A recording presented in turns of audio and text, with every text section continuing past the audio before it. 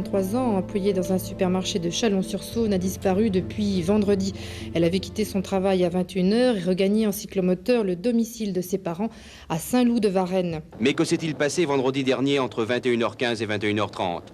Sylvie a-t-elle été suivie depuis son lieu de travail, distant d'une dizaine de kilomètres, puis kidnappée ? Était-elle attendue à cet endroit désert ? La famille ne comprend pas les raisons d'un tel geste. C'était pas les habitudes d'arriver une demi-heure en retard. Voilà, elle était assez ponctuelle. Et voilà, donc ça a créé un souci de la part de mes parents, qui ont appelé les hôpitaux, qui ont appelé un peu partout. Et puis ils sont allés à sa recherche.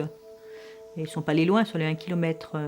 Ils ont retrouvé la mobilette, et son sac à main, et puis une chaussure qui était restée. Dès les premières heures de la disparition de Sylvie, d'importants moyens sont déployés par les forces de l'ordre. Les gendarmes explorent tous les alentours de Chalon-sur-Saône à la recherche de la jeune femme et les médias s'emparent très vite de cette affaire.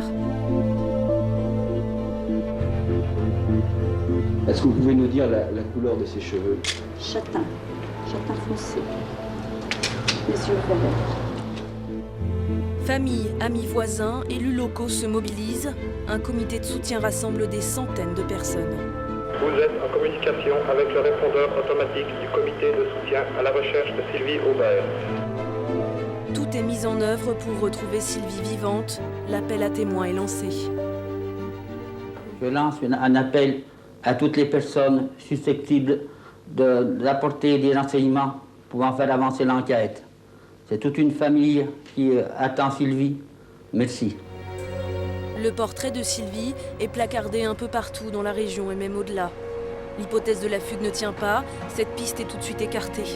Tout le monde sait qu'un drame s'est joué ce soir-là, alors que Sylvie Aubert était une jeune fille sans histoire. Elle était assez gentille, très sociable, très douce. Elle avait des amis, elle sortait assez, mais elle était assez sérieuse quand même. Elle avait un ami, une gentille fille, quoi. Mais son comportement, un peu étrange, avait interpellé ses proches dans les heures précédant sa disparition.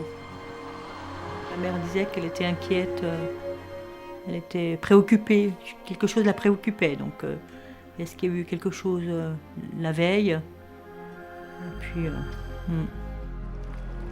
Après 5 mois de recherche intense, le corps de Sylvie est retrouvé par des promeneurs au bord de la Dheune, à 40 km du lieu où ses effets personnels avaient été abandonnés.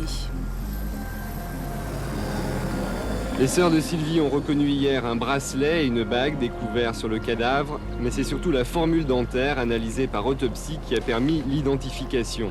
On retrouve Sylvie Aubert les poignets liés par du fil de fer. Elle est dévêtue et puis le corps est effectivement très dégradé. L'enquête se poursuit après la découverte du cadavre de Sylvie. Les semaines passent, les proches de la victime imaginent des scénarios. Je pense que c'est quelqu'un qui la surveillait, qui la connaissait. Elle devait être surveillée, certainement. Parce qu'un casque, un jean et puis un blouson était méconnaissable, quoi. Elle avait les cheveux courts, ça faisait pas fille, quoi, sur sa mobilette. Donc il fallait savoir qu'il n'y avait pas beaucoup de passages et qu'il pouvait là librement l'enlever, quoi.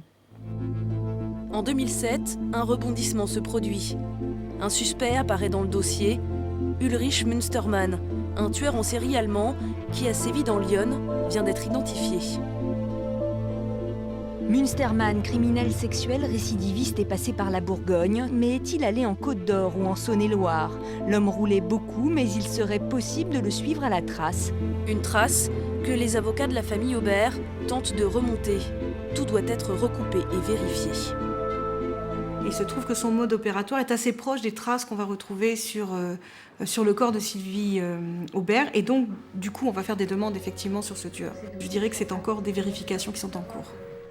Martine Aubert, épaulée par les membres de l'association Christelle, se bat pour connaître la vérité sur le meurtre de sa sœur. Ces femmes ont connu le même sort. Les assassins de leur fille n'ont jamais été arrêtés. Martine se sent moins seule dans ce combat. Ses parents ne se sont jamais remis de ce drame. C'était un petit peu affreux, quoi. Ils en sont morts de chagrin. 30 ans après l'assassinat de sa sœur, Martine continue à y croire. Malgré les années, des éléments matériels ont été conservés au palais de justice de Chalon-sur-Saône. Il reste des scellés, ouais. La mobilette, parlons-en pas, bon, elle reste, mais elle est pleine de poussière.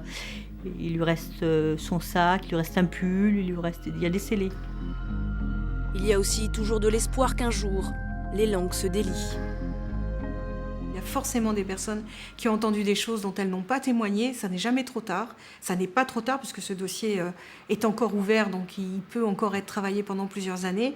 Et j'espère en même temps que certains scellés pourront parler et qu'on pourra peut-être, avec certaines expertises, découvrir des traces exploitables.